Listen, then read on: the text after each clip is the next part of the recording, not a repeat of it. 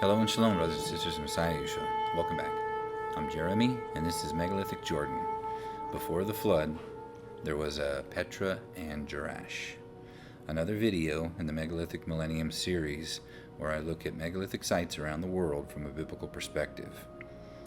I look to see if these things contain evidence for a flood or being buried that are now unburied. I also look to see if there was any record or evidence of who built it, how they built it, or why they built it. And finally, I like to look to see if there is any similarities in construction techniques with the other megalithic sites around the world. And I do these videos because I believe that before there was a flood, there was a megalithic world, a civilization built in stone, buried by the biblical flood, covering all of the Stone Age world in water, then leaving behind the debris and buried ruins as another evidence for us today that the entire Word of God is still true, accurate, and relevant.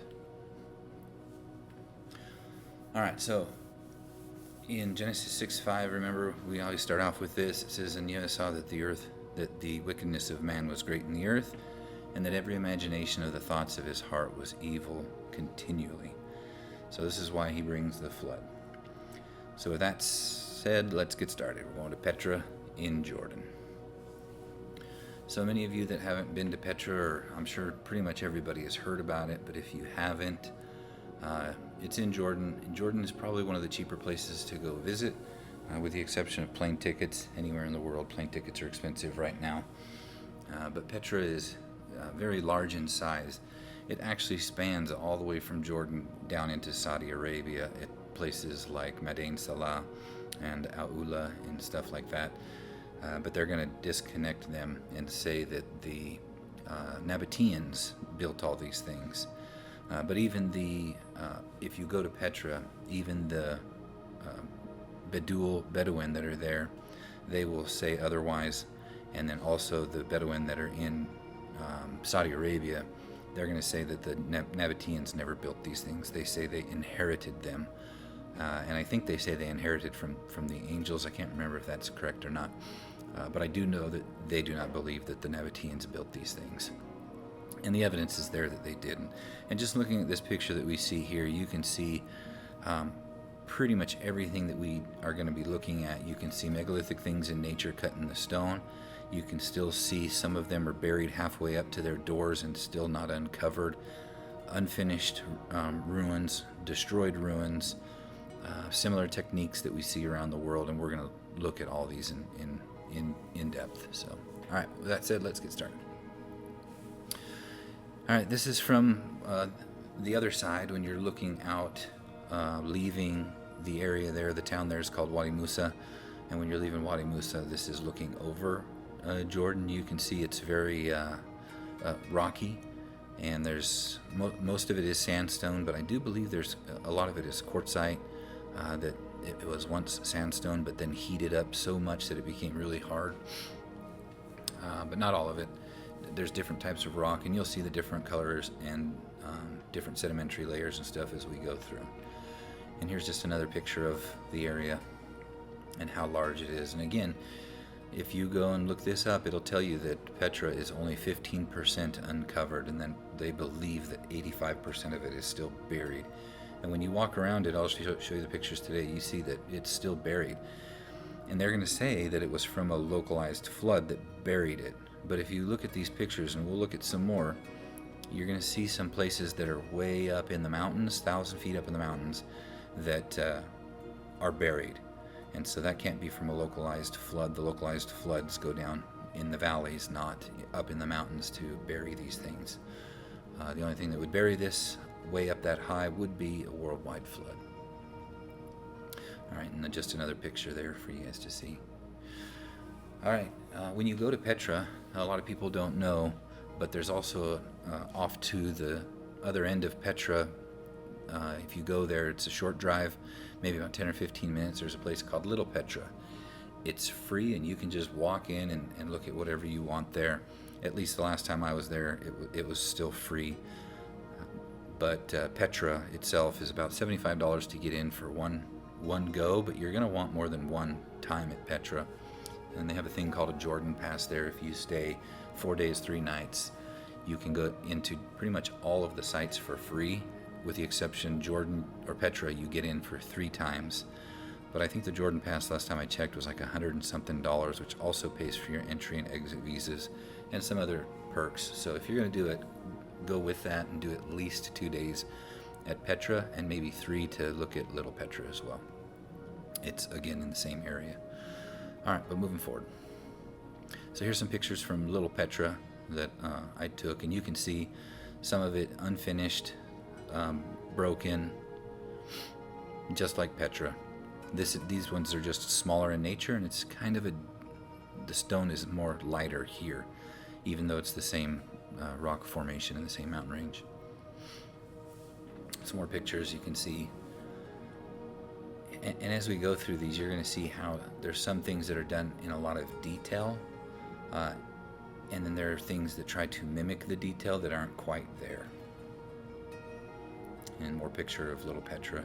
And it's interesting, you'll see stairs, like you can see off to the left up there, just off in the middle of nowhere. So that leads me to believe, was water once up here and the stairs went down to the water? I don't know.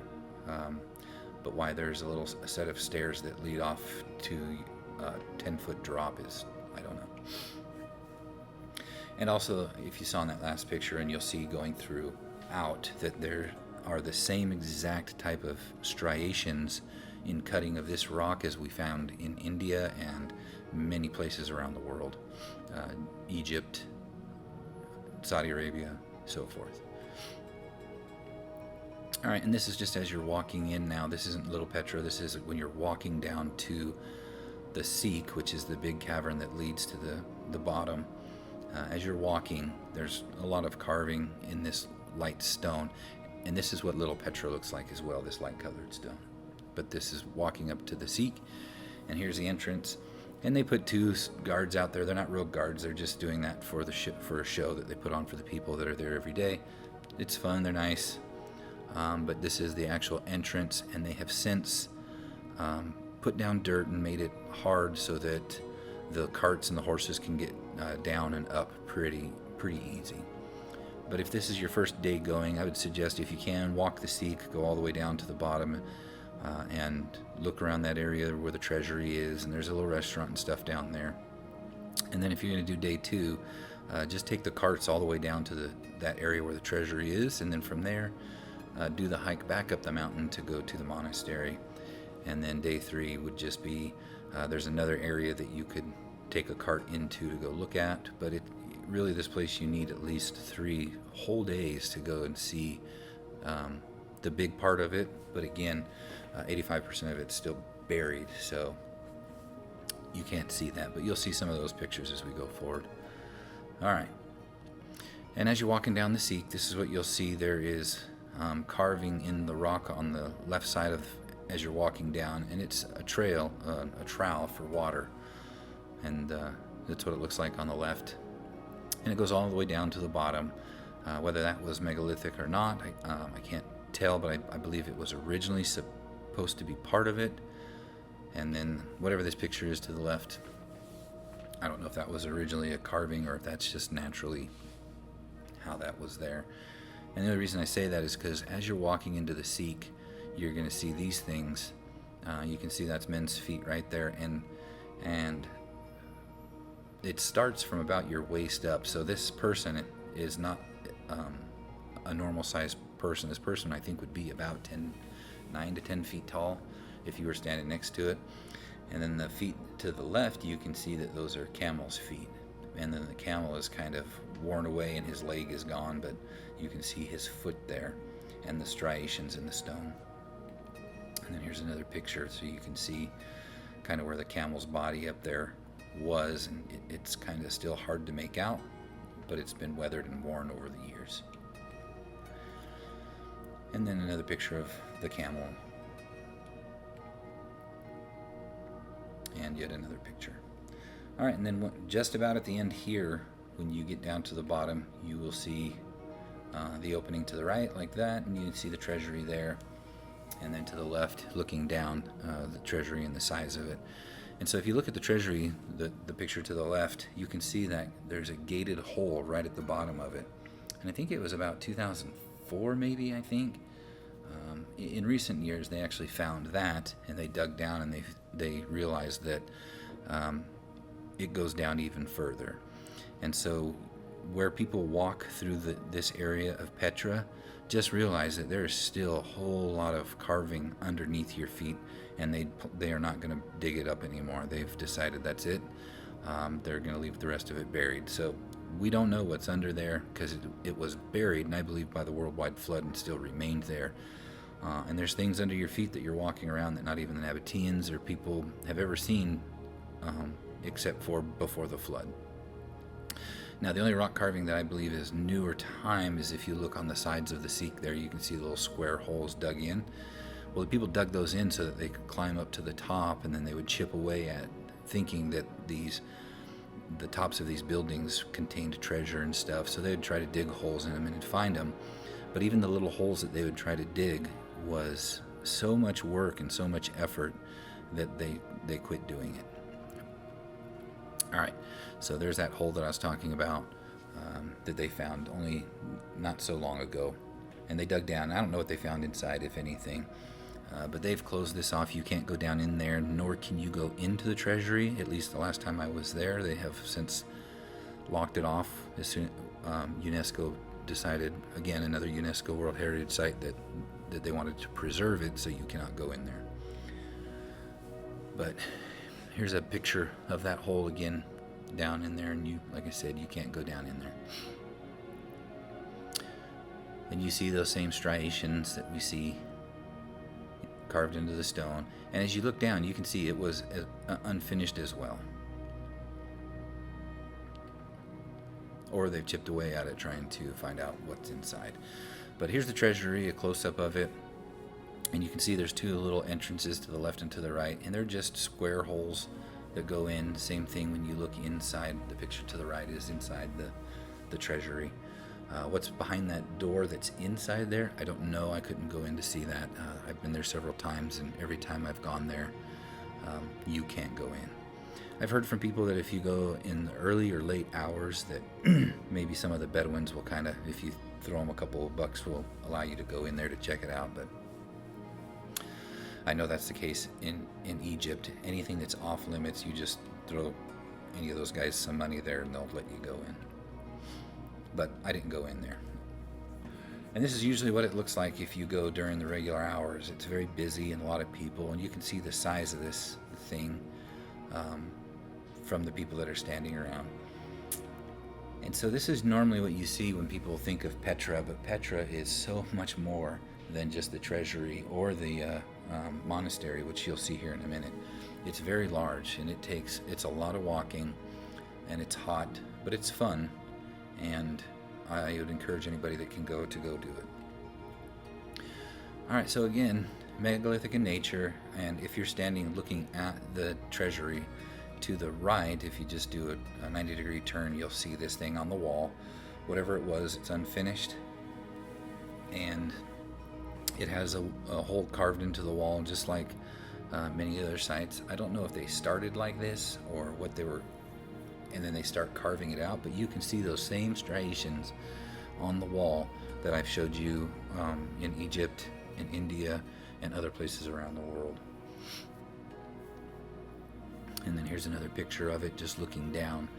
So now we're going to start heading down towards there's a little restaurant and stuff down there, and the Bedouins sell things in here, and I believe they're the only ones that can sell stuff. So contribute to them, because that's how they make their money, and many of them still sleep here at night, and they give you good deals.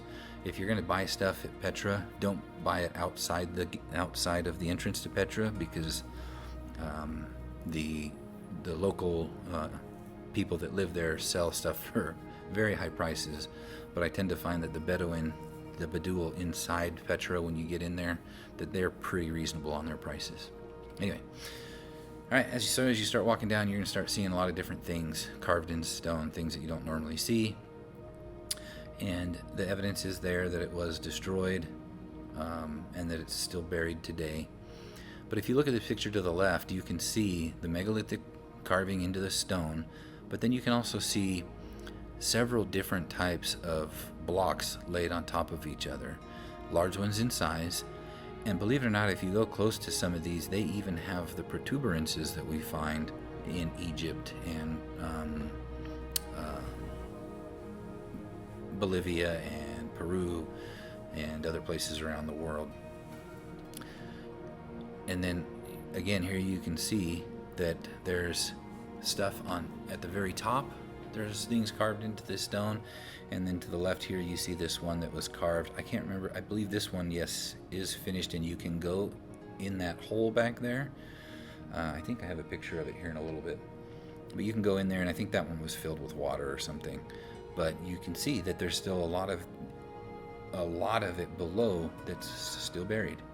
But they're going to tell you that it was buried by many local floods, which that also happened. But when we start climbing up into the mountain about 1,000 feet up, you're going to see that stuff up there is still buried as well. And how did that get buried by a localized flood? All right, here you can see the destruction, unfinished work, and those striations again as they were carving away the stone but never got to finish it. Why? Well, I believe it's because a worldwide flood wiped them out before they could finish. And then pictures to the right, again, more stuff buried and still left to be remain uncovered. And here's another one buried still, and you can see the block that today's generation has put up, protecting it or preserving it. And then you can go inside that hole. I believe some of these there's sand in them and trash. People sleep in them, and the Badu will take their breaks in some of them. But everything that you go to here, they're going to call it either a tomb or a temple. Everything, again, everywhere you go to these places around these megalithic sites around the world, they call them tombs or temples. All right, here's another one. You can see the same striations that we see around the world. Catastrophe and still buried, not by just a little bit of debris, but boulders and big debris, which I believe was laid down by a worldwide flood. Again, more pictures walking through Petra of things buried and cataclysm all around and striations. And you can see the modern footprints that they have dug into the walls to be able to climb these things. So there's no evidence of scaffolding anywhere on these megalithic sites. And modern people, to get up to the top of them, have to carve these footholds in the rock because they can't get up there. So how did the people build these things so high up with no footholds to go up there and do the work? Because the footholds are modern time. And so how did they do it? Well, if there was wood scaffolding, it's been gone, long gone, and wiped away by the flood or deteriorated or whatnot. But how did they get up there? Obviously, there wasn't ladders in the stone that allowed them to go up. All right, so here's some more pictures, and you can see inside of some of these things the detail and how straight the lines are in the corners, how perfect they are, just like we see at the Serapeum in Egypt with the stone carved, they call them sarcophagus, and how perfect the lines are. And same thing with these places, the lines are just perfect. And this isn't just sandstone. When you look at this rock, this stuff is hard and it's beautiful. There's every color you can think of out here at Petra. And then the picture to the right, you can see as well where the weathering and it was buried up to for so long until they dug it up. So all of that, you can see that they've uncovered this one, and it shows you what the weathering looks like from where they uncovered it. So almost all the way up that door frame was at one time buried until they dug it out. And we know that because we've seen multiple of these rooms so far that were buried all the way up to almost the door frame. And so this is what it looks like when they unbury it, because that hot sand has cooked that stone for so long that it weakens it, and now that it's been unburied, it falls away faster than the other stone. And you can see the same thing here, the weathering, that they've uncovered all of this as well, because it was also one time buried. And here's some more of the stuff that's still buried. And again, the weathering from being buried when they uncover it, and just some of the beautiful stone that's there that's not just sandstone. And here's an older picture you can see what some of these places look like when they dig them up, because some of them aren't fully filled in on the inside, but they're buried, and when you dig them up, you see inside that what time has preserved. And then here's the inside of one that's still buried. And then here you can see some of the again, stone that has been dug out and cut out, but the faces, why are they left open? Was the cataclysm, did it destroy it, or was it meant to be cut like this? I don't know. And so as you start walking through, again, you see more of these places all over, some high up, some low down, and some still buried. And here's one you can see to the right, unfinished. It's just same picture, one's just a little bit closer up. But you can see unfinished.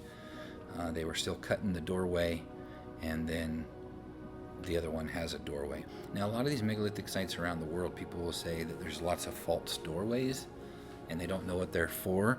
You hear everything from portals to whatever. But one of the things I think is maybe it was just unfinished, and they didn't get to finish it because a flood came and wiped them all out, such as here.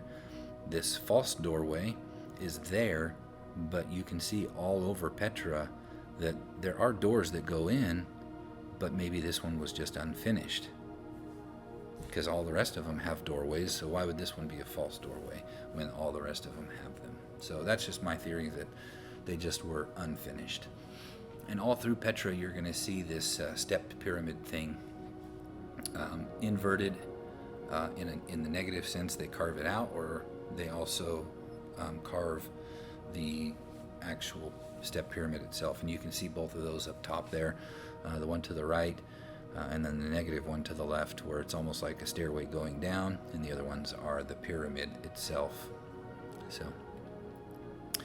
all right, and then as you start walking back up the mountain, it's about 1,000 feet up. Watch out for all the donkeys and the mules that go through here, and they're very sure-footed, and they'll carry people all the way up there if you want to take one. It looks a bit treacherous, but I believe that those that there have in the last however long, maybe only one or a couple of those donkeys have ever fallen, and it was either, I don't know why they do that, but they're very adamant how sure-footed these things are. And I've watched them, and it's amazing how well they climb these mountains. But I took the time to just do it myself. Anyway, as you're looking around, you can see reliefs that you wonder, were these supposed to be some sort of a carving, like the camel and the man, that have weathered and went away as you go, and you can make out some things as you're walking up. But it's fun to do, to look for these things. And as you look at this picture, you can see many holes in the rock that were carved out in different reliefs, and everywhere you look, you're seeing things. And then again, here's some more that are carved and still buried, left because trying to move these boulders out of the way is, you have to get a crane up there, and you can't get a crane up there to move these things because of the area that they're in, so they're just left. If you get a team of people that can come up there and move this stuff and dig it out, well, then you see you can find out what's buried in there. All right, if you look at the picture to the right, you can see right about there, the hole is dug, but it looks like almost a false doorway there. There's another one slightly to the left that the red line is covering. But then to the right, over there, you can see one with more detail that's, again, unfinished as well. There's no hole going into it, no doorway. All right, and so here's some more of these striations as you go up the mountain. You see them all over. And then turning around about that area and looking out, you can see how high up in the mountain you are as you're going up to the monastery.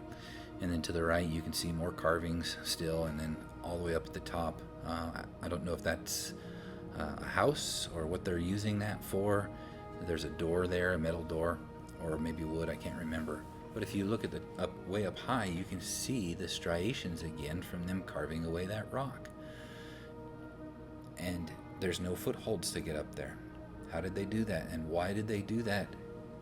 Because that looks like senseless. Why were they, if people in modern time were going to carve that way up high like that, why? And why was it left? And you can see all the debris that's still there. at the bottom, you can see all that rock, and that looks nothing like the rock that's above it. So how did that debris get there? There's dark rock, there's pink rock, there's yellow rock, but there's no rock that looks exactly like what's on the wall there. So how did that debris get there? It doesn't belong there, unless a worldwide flood brought it and laid it down there. All right, moving on. So when you get to the top, you get to the monastery. This is what the monastery looks like. And if you look at that line, you can see where it too was once buried until they uncovered it. All right. And this is just a picture. I didn't take this picture, but this is one of the local Bedouin there, the Bedouin, just showing the size of the top of the monastery. He's jumping from the one rock to the other. And you can see the striations of how they had carved it away. And then here's another picture of him sitting on the other side, and just the size of this thing and the amount of time that it would have taken to carve this, and the debris and the rubble that's been wiped away. And this is an aerial shot of it looking down. And we'll take a close-up look at the monastery here, and you can look at the weathering, and then we'll look at the inside as well. So here's some of that weathering. You can see that it's where it was buried and where it was left unburied. And so for it to have been buried, for that kind of weathering to take place, it would have had to have been buried for a long time, many thousands of years, which I believe, because I believe this was pre-flood. And then again, looking at the weathering on both sides. And the striations, so you can tell that it wasn't chipped away. It was the weather. It was weathered, but some of it, if you look, there is chipping there, because I believe they say that some of the people would chip into these things, thinking, well, maybe there's something hidden inside, and that's what you find at most of them. They dig holes in them, but they're not very deep holes because it's a lot of work to dig into this rock. And then there's the top of it. And this isn't stacked stone. This is all dug. And when you go and feel that stone, it's hard. All right, so if you're standing at the monastery and you do an about face and turn 180 degrees around, that's what you see. And if you look up to the right, you see there's a Bedouin tent at the very top of that hill, and just below it there's that square opening, and then there's another square opening below. We'll take a look at those in a second, because you'll see that they were dug out and they were going to be something, but where did the front of the wall go? I don't know. Was there once a wall there with a door and now it's destroyed? But anyway, if you look off to the left, you can see that there's some more holes, and there's if you look at the tree just to the left of that big tree, you can see there's a door up there, and I don't know if they're living in that hole over there or not. But some of these places, you'll see there's Bedouins in them, sleeping and taking a break. But here's another place to get a drink if you go up there. There's still more stuff to see. So when you climb up top, where that opening is, and you look at the monastery, I've put all these pictures together so you can kind of, this is 3 different pictures put together so you can kind of see what's going on. But to the right of the monastery, you can see that there's an opening down there that is still buried today. They haven't dug that one up. And then as you look around the mountain, we'll look at here in just a second, you're going to see more doors that are carved in stone and still buried today. And you'll see how high up in the mountain we are. You can kind of see here to the right, but here in a moment you'll see how high up it really is. All right, again, another picture of the monastery, and you can see now to the right that hole that's still buried, and you also see to the left there was more carving taking place that was never able to be finished. There's that hole to the right. And now looking to the left, because if we go back real quick, you can see that the hillside goes up to the left. Well, if we go over to the left, this is what you see, and you can see right down here all these holes that are still dug in the mountain and buried this high up in the mountain. And then there's that square hole that we were talking about here in a minute when we did the about face from the monastery. And so If you start heading up that way, there's another little hole right here that I went inside, and you can kind of see here what it looks like. So I went in the back hole, and then I noticed, oh, there's another hole that's in there. And you'll see here in a minute the corner where it was dug out, and this was just unfinished as well and buried. So just take a quick look at that. So if you look over there in the corner, you can see those striations. And this one is unfinished. You can see where they were digging it out. And then there's that to the right, the little hole that I went down in and didn't notice that there was the big doorway opening off to the left on the other side. But you can see it was still buried. And here's some of the debris and rubble where it was buried in before. And again, looking at all that rubble there, that black rock, the white rock, all this different colored rock, up on top of where we are, there's none of that colored stone there. So how did all of that get there?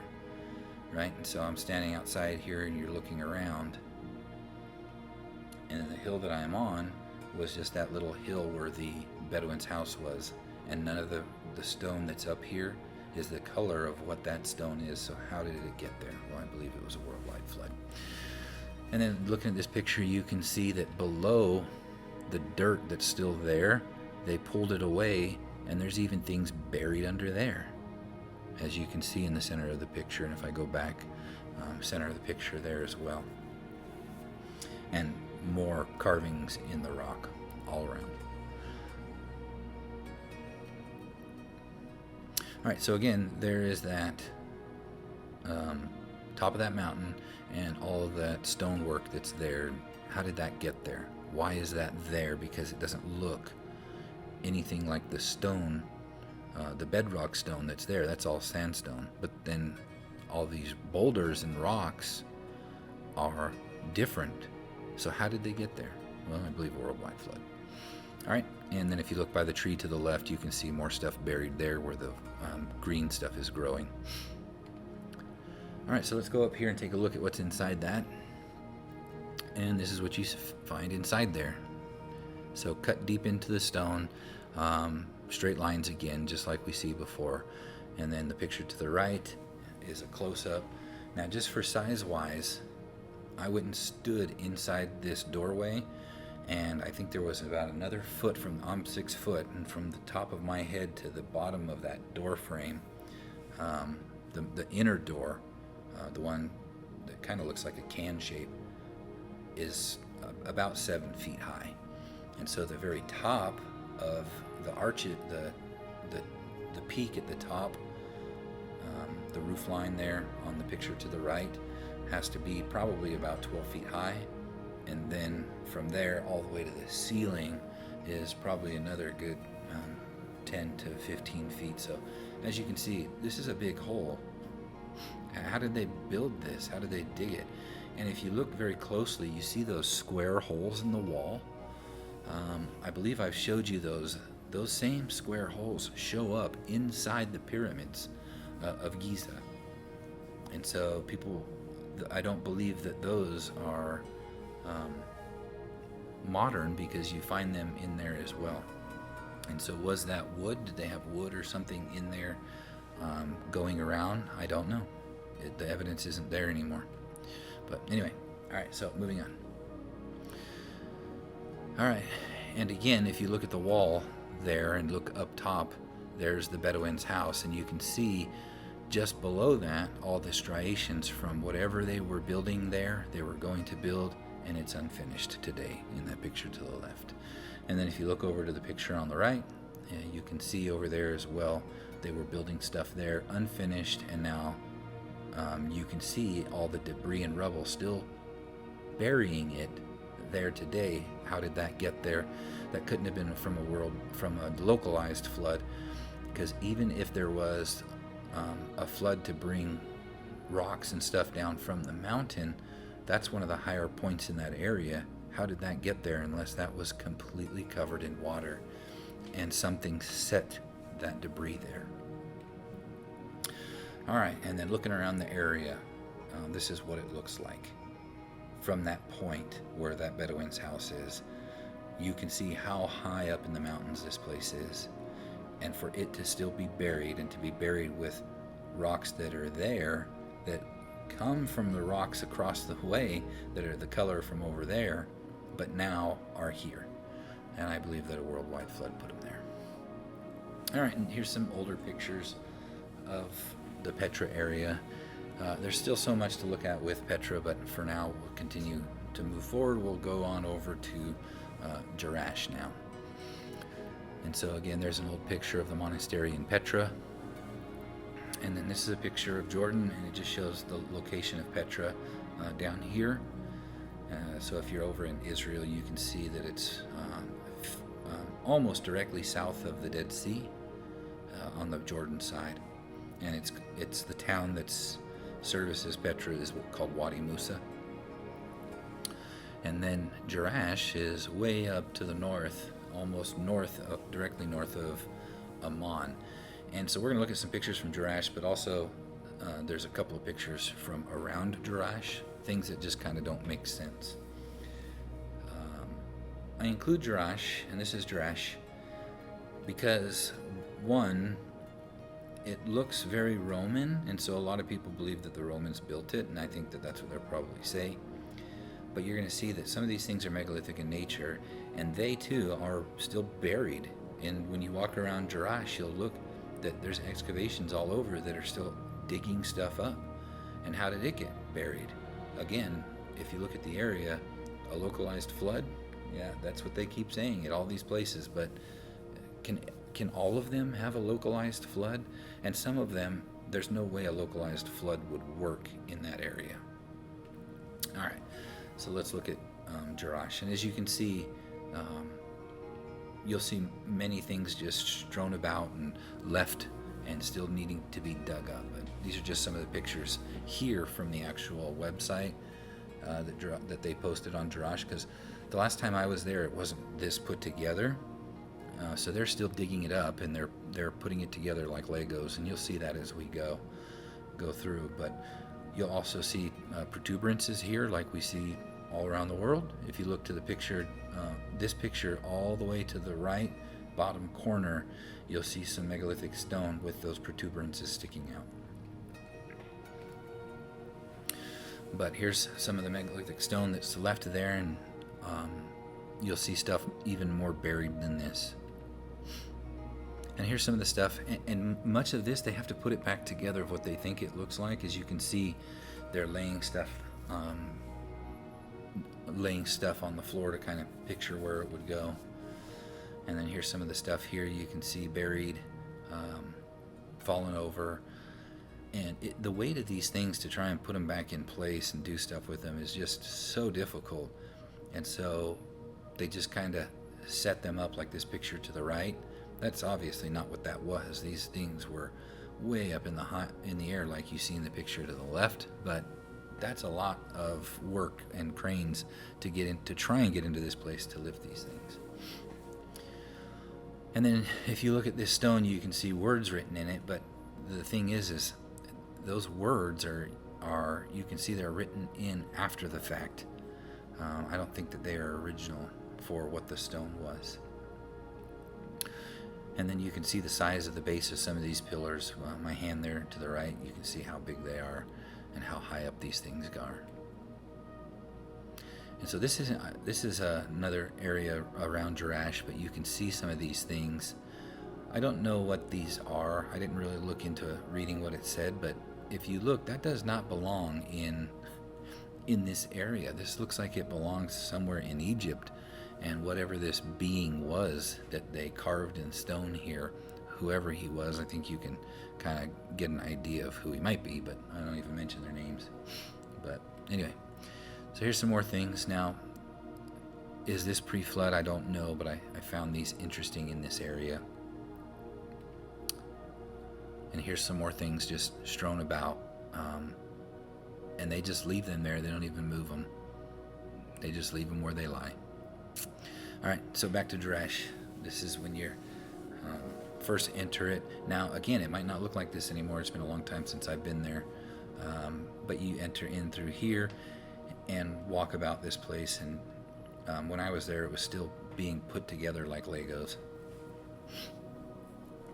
And I show this picture because here you can see multiple types of stonework and them putting stuff together in different carved. You can see the modern carving that they do, and the backfill, and how some of these rocks were put together. And you'll see some more. Like here you see megalithic, modern, and many different types of things trying to put this, whatever this church was, and then they built a dome on top of it. As you can see, it didn't have the dome, but they put it there.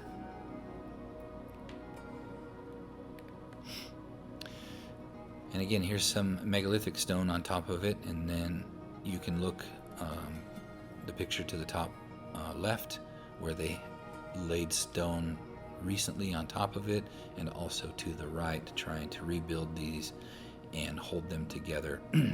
But if you look carefully at some of these stones, you're also going to see where they aren't just blocks, but it looks like they fit in, not polygonal masonry, but some of it kind of fits like that.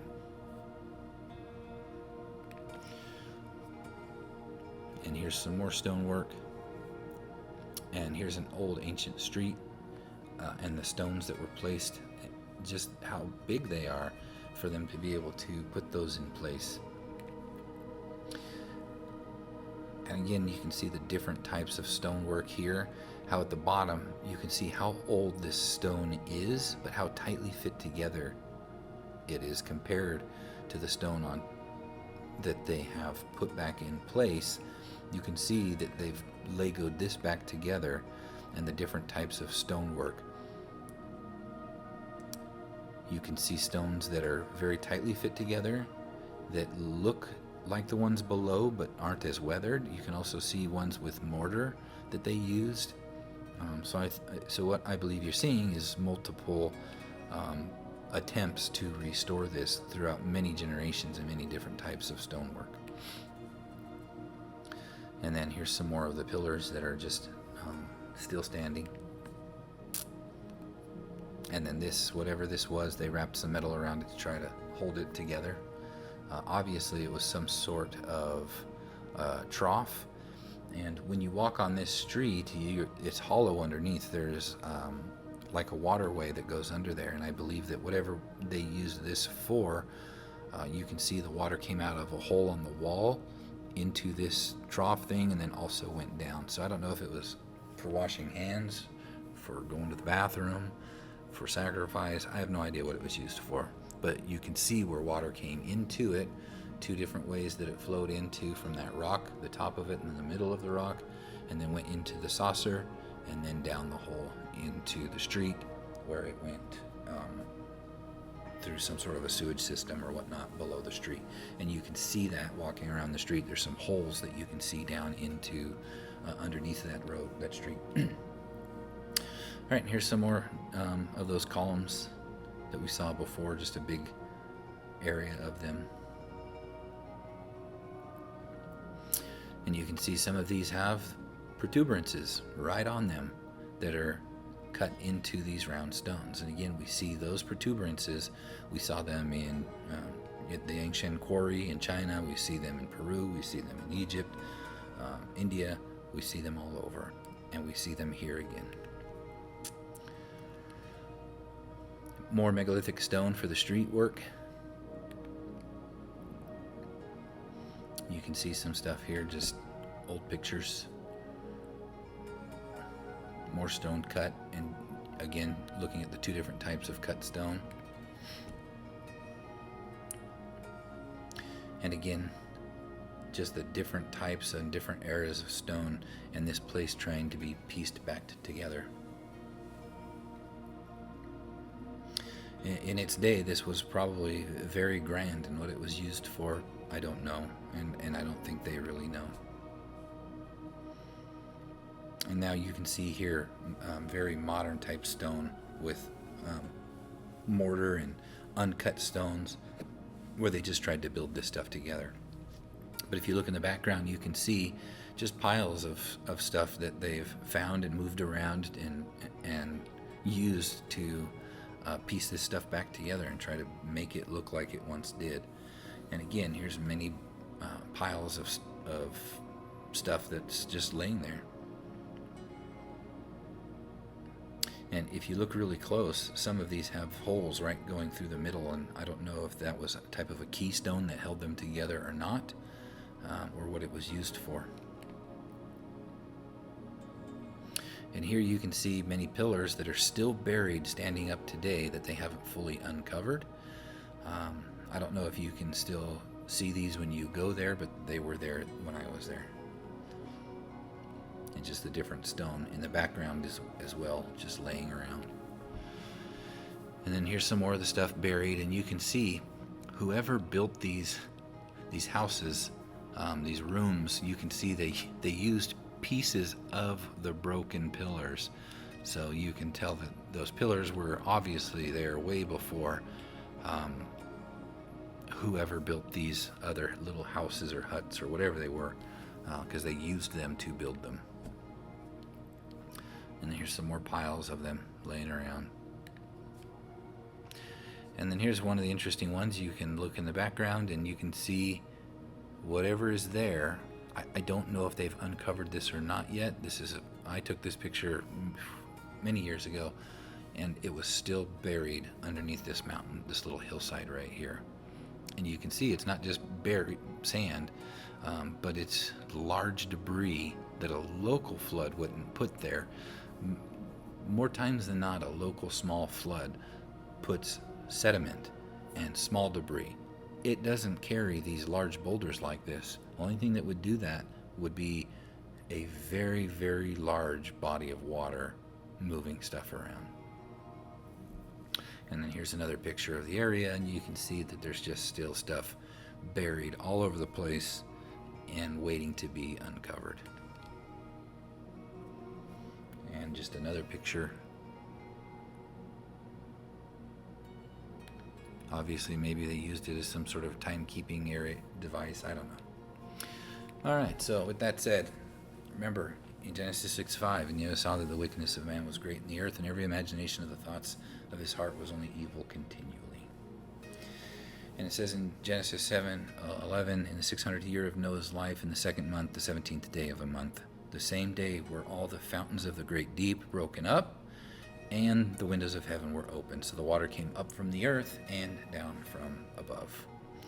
And it flooded the whole earth, and we have the scars there today from where the fountains of the great deep broke open.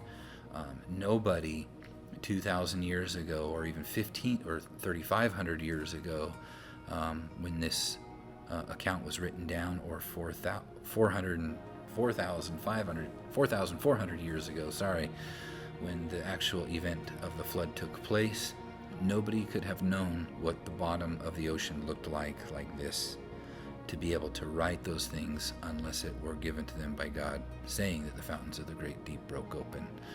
And now we see the scars left there today as evidence that this worldwide flood did take place, as the Bible states. And many people call these plates. They are plates in the fact that the earth is a broken ball, and these plates shift and move around. But the Pangea, where the scientists say that they floated or moved into position, is not what happened. When this fountains of the great deep broke open, that water pressure pushed that sand, that debris, that sediment to carve out and create our continents today from high pressure water. And we've gone over this before, that in the book of Jubilees it talks that before the flood that they built with stone, because it was stone that killed Cain, because Cain killed Abel with stone, so by stone he was killed. And I know some other books say that he was killed by an arrow or whatnot.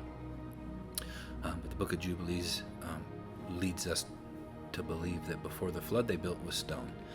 And it also goes on to say that Canaan, his father taught him writing, and that he went to seek for himself a city. Why? Because there were all these cities that were just strewn about throughout the world after the flood that people went and found, and they found what was written on the walls, and they created religions based on it.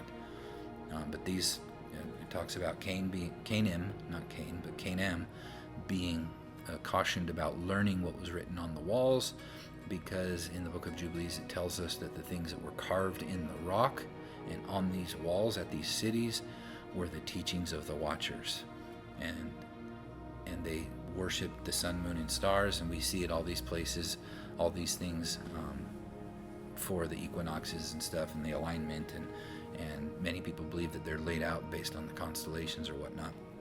We won't get into that here, but the Book of Jubilees makes it very clear that these carvings that were in the stone that we see in all these places around the world were not done after the flood. They were pre-flood. The people after the flood found the cities, saw what was written on the walls, developed a religion based on it, and that's why they are so ancient religions, with some of these things in India and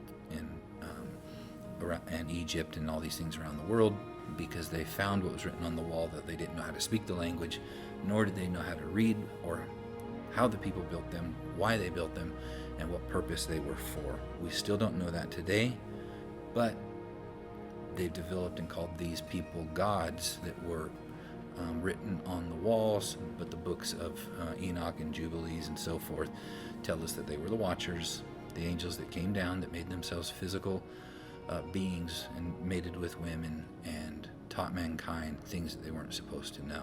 It goes on to tell us in Genesis that after the flood they did not build with stone, but they built with brick that they made from they made brick for stone, because they couldn't build with stone the way that the people before the flood did, so they burned bricks and made brick. Same thing that was at the Tower of Babel. They built the Tower of Babel with brick, not stone. And then also in Egypt, because many people think that the Israelites built the pyramids, but it tells us in Exodus that they, whatever brick that they were making brick with straw and not with stone. All right. And then in Enoch, it tells us about those Watchers, that the information that they gave to man, that it was worthless mysteries, that the good knowledge had not been revealed to them yet, but it was worthless mysteries. All right, so moving on. I think next time we're going to talk about,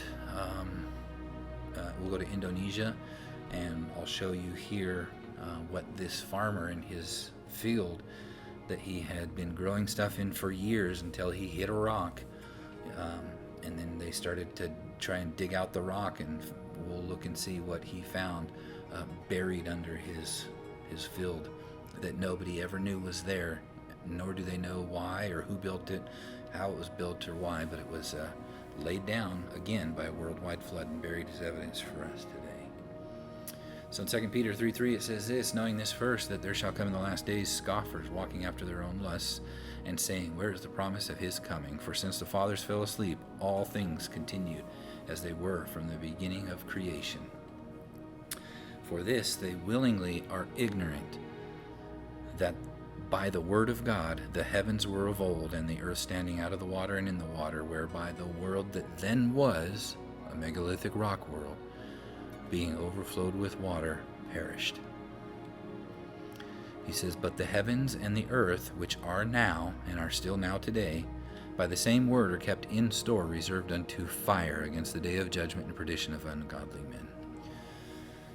Okay, so we're waiting for that fire, and we see that the same place where all that water came pouring out of, these tectonic plates that they say are there, we now know that this is where all of they call it the ring of fire, because this is where all the volcanoes are. And one time water came pouring out of them, but I believe there's going to be a time where lava comes flowing out of them, and it'll create a lot of heat, and a lot of the water will evaporate back up into the atmosphere.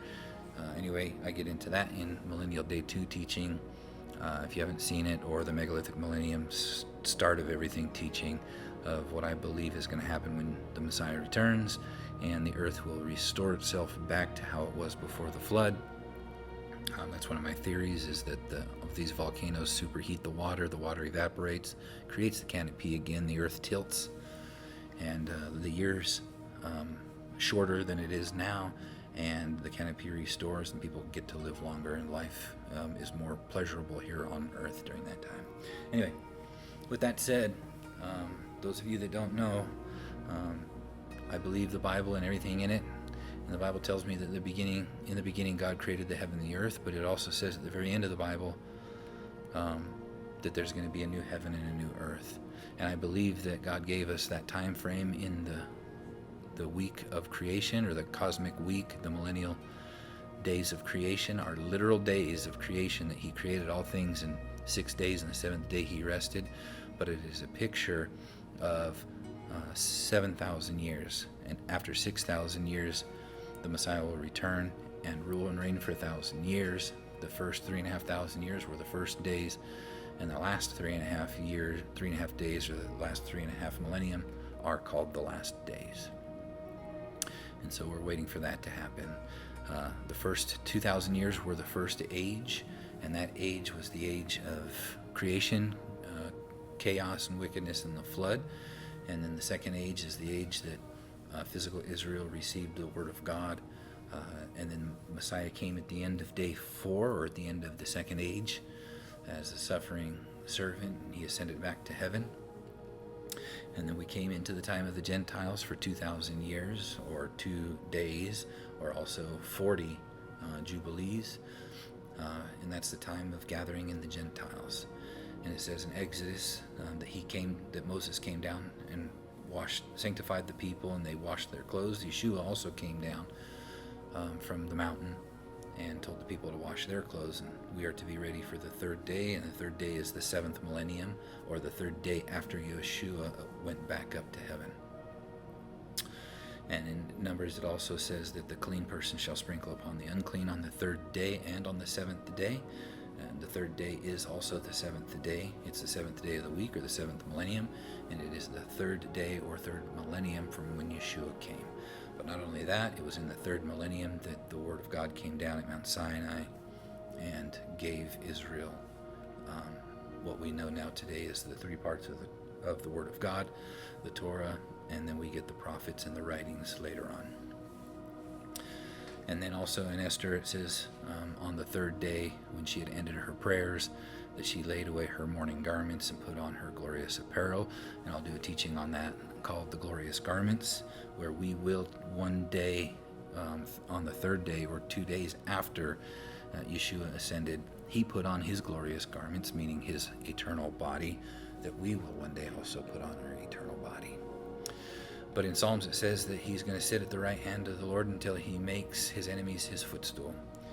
And in Acts it tells us that the heavens must have had to receive him until the times of restitution, until we restore all things, including the earth. It has to be restored back to something that we're able to live longer in.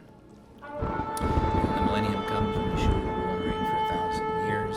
I believe this is pictured also in his transfiguration. It says after 6 days he took Peter, James, and John up to a high mountain, and he showed himself transfigured, or metamorpho is the word there in Greek, that he changed like a metamorphosis from a caterpillar to a butterfly, from the mortal to the immortal, from the corruptible to the incorruptible. And he showed them that will take place for us after 6 days, after 6,000 years. And in 1 Corinthians it says that after the 1,000 years, it says, comes the end, and he shall have delivered up the kingdom of God to the Father. So after the 7 days or 7,000 years, the kingdom will be returned to the Father, like it was originally in the first day, before man sinned and death entered the world. We had rest in that first day or first 1,000 years until death came into the world, and then sweat in this flesh that dies. But we will have rest again in the Sabbath. I believe that's why the biblical feasts always tell us to rest the first day and the 7th day. But then that's during the days of unleavened bread, and we are unleavened bread, receiving Yeshua's doctrine. So that's a feast about us. We will have our rest on the 7th day. But the Feast of Tabernacles, which is also the feast for the nations, they had rest the first day, and then also the 8th day. That's when they will have their rest, is in the 8th day, when they put on their new bodies. And we'll talk about that later. Not all receive that, only those that put on Yeshua. And that will be in another teaching later. All right. Hebrews, it says, you have put all things in subjection under his feet. Right? So all things were given to him. As Yeshua spoke when he rose from the dead, he said that all authority in heaven and earth has been given to me. And that's what Hebrews says here, but it goes on to say this: for in that he put in subjection under him, he left nothing that is not put under him. But now we see not yet all things put under him. It's a story of David and Saul. King Saul had the authority over the people because they chose him. Just as the scripture says that we are in subjection under to whomever we serve. If we serve sin, we are in subjection under it. But if we serve Yeshua, we are in subjection under him. So they went into subjection under Hasatan, and it was given back to Yeshua when he paid the penalty for our sin. But not all things yet, just as King Saul was king and in authority over Israel until David came, and David was anointed king, but he didn't begin to rule right away, not until Saul was put under his feet or until he was taken out of the way. And same thing with Yeshua. He will rule and reign for 1,000 years at the 7th millennium when Hasatan's cast down. In Revelation 20, verse 14, at the end of the 1,000 years, Hasatan will be released for a season, and then he is cast into the lake of fire, and also those who are not found written in the book are thrown into the lake of fire as well. And then after that, there is no more death. And it goes on to say, and death and hell were cast into the lake of fire. This is the second death. And whosoever was not found written in the book of life was cast into the lake of fire. And it says, I saw a new heaven and a new earth. So that whole period, everything that we see written in the book, the Bible, God's Word, teaches us what we are to do and how we're to live out this life and why we're here, and the result of sin until we are all made eternal beings again in the new heaven and the new earth. It says, for the first heaven and the first earth were passed away, and there was no more sea. And John saw the holy city, New Jerusalem, coming down from God out of heaven, prepared as a bride adorned for her husband.